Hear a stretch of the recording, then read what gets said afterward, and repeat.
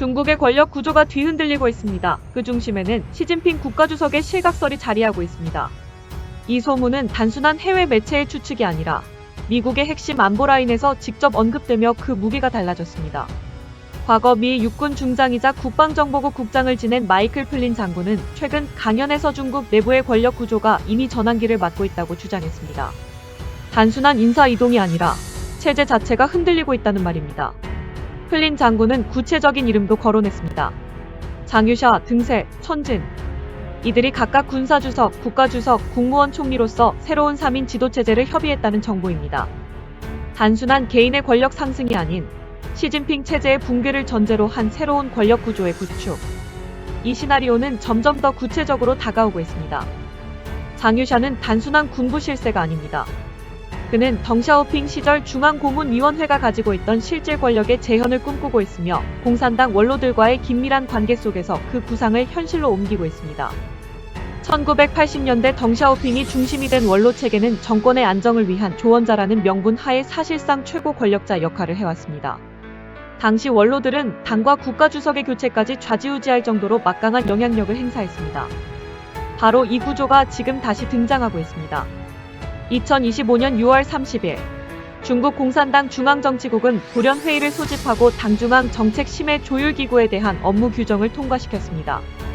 신화통신은 이 조치가 중요 과업에 대한 당중앙의 통일된 지도력 강화를 위한 것이라고 발표했지만 그 이면에는 더 큰 그림이 존재합니다. 전문가들은 이 기구가 사실상 장유샤가 주도하는 심판중앙고문위원회라고 분석하고 있으며 실권의 재편이 시작됐다고 보고 있습니다. 이 기구는 단순한 정책 조정기구가 아닙니다. 공산당 원로들이 다시 정치 핵심에 개입할 수 있는 법적 근거를 마련한 것입니다. 이는 명백히 시진핑의 권한을 구조적으로 제약하는 조치이며 명목상 지도자에서 실질 통치자로의 무게 중심이 원로 그룹과 군부로 이동하고 있다는 증거입니다. 시진핑의 얼굴은 여전히 회의장의 중심에 있지만 그 결정권은 더 이상 그에게만 있지 않습니다. 권력은 조용히 그러나 확실하게 움직이고 있습니다. 한때 시진핑은 소왕제라는 별칭처럼 중국의 모든 문제에 대해 최종 결정을 내리는 인물이었습니다. 정치국 상무위원들이 그에게 보고를 해야 했고 국무원 총리마저 그의 승인 없이는 정책 하나 제대로 집행하지 못했습니다. 국가는 곧 시진핑이었고 그는 단순한 국가 지도자를 넘어 당과 군, 그리고 국민 생활 전반에 이르기까지 전례 없는 영향력을 행사했습니다. 그러나 지금 그 절대 권력에 금이 가고 있습니다. 시진핑이 주도해왔던 통치 방식은 철저한 중앙 집권이었습니다. 회의를 열면 모든 결정은 이미 그의 머릿속에서 끝난 상태였고 상무위원회는 단지 실행을 위한 절차적 수단에 불과했습니다. 그는 리커창 총리를 비롯한 정부 인사들을 사실상 자신의 비서진처럼 움직였고 국무원조차 시진핑의 명령에 따라 행동하는 그림자 정부에 머물렀습니다. 그런 그가 지금 왜 스스로 권력을 분산시키는 구조를 만들었을까요? 그 이유는 단 하나, 이제는 혼자서 모든 것을 책임질 수 없는 상황이기 때문입니다. 새로 제정된 업무 규정은 단순한 행정 절차가 아닙니다. 정책 조정은 하되 권한은 넘지 말라는 이 문구는 시진핑 체제를 겨냥한 명확한 경고입니다. 즉, 전방위적인 독단 운영을 중단하고 공산당 내부의 집단지도 체제로 돌아가자는 신호입니다. 더욱 주목할 점은 이번 규정으로 인해 공산당 원로들이 정치국 회의에 정식으로 참여할 수 있는 법적 토대가 마련되었다는 사실입니다. 1992년 폐지된 중앙고문위원회가 이름만 바꿔 부활하고 있다는 의미입니다. 장유샤가 이를 중심으로 실권을 쥐고 있으며 공산당 원로들과 함께 정책 결정의 새로운 축을 구성하고 있다는 분석이 지배적입니다. 이러한 변화는 중국의 권력 시스템을 근본적으로 뒤흔들고 있습니다. 과거에는 공산당 지도자라 하더라도 군부나 원로들의 협조 없이는 장기 집권이 불가능했습니다.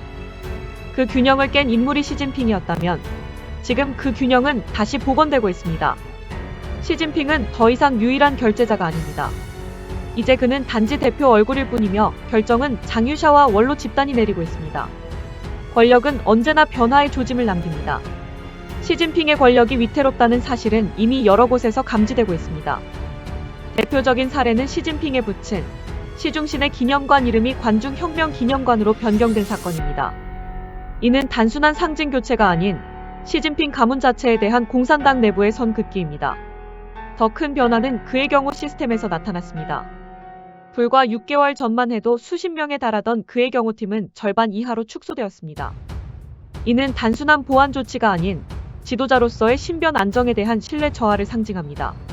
또한 지난 5월 말부터는 시진핑이 외부와의 공식 접촉에서 모습을 감췄고 관영 매체의 시진핑 관련 보도도 급격히 줄어들었습니다. 이러한 흐름 속에서 중국 최고 명문대학 교수들이 시진핑의 정책을 공개 비판하는 칼럼을 게재했다는 점도 충격적입니다. 과거 시진핑 체제 하에서 절대 금기시되었던 공개 비판이 이제는 대학 지식인들 사이에서 가능해졌다는 사실은 공산당 내부의 기류 변화가 현실로 이어지고 있음을 방증합니다. 미국 외교안보 전문가 슬레이트는 뉴욕 포스트에 기고한 글에서 시진핑의 실각 가능성을 보다 구체적으로 다뤘습니다. 그는 5가지 징후를 언급하며 시진핑의 권력이 이미 상실됐다고 진단했습니다. 첫째, 시진핑과 가까웠던 수십 명의 고위군 간부들이 숙청되거나 실종됐고, 둘째, 그의 경우 인력이 절반 이상 축소됐으며, 셋째, 주요 정치 행사에서 시진핑의 존재감이 급감했고, 넷째, 공산당 내 주요 인사들이 대외 활동을 대체하고 있으며, 마지막으로 대학 사회에서 시진핑에 대한 공개 비판이 시작되었다는 점입니다. 이 5가지 징후는 단순한 우연이 아닙니다. 하나하나는 미묘한 변화일지 몰라도 모두 합쳐보면 분명한 메시지를 담고 있습니다. 시진핑은 더 이상 모든 것을 결정하는 사람이 아니며 정치적 중심에서 멀어지고 있다는 것이며 이제는 외형적 지위만을 유지한 채 실권은 군과 원로에게 넘어가고 있다는 것입니다. 현재 중국 공산당 내부에서 가장 큰 고민은 단 하나입니다. 누가 다음 지도자인가? 라는 질문입니다.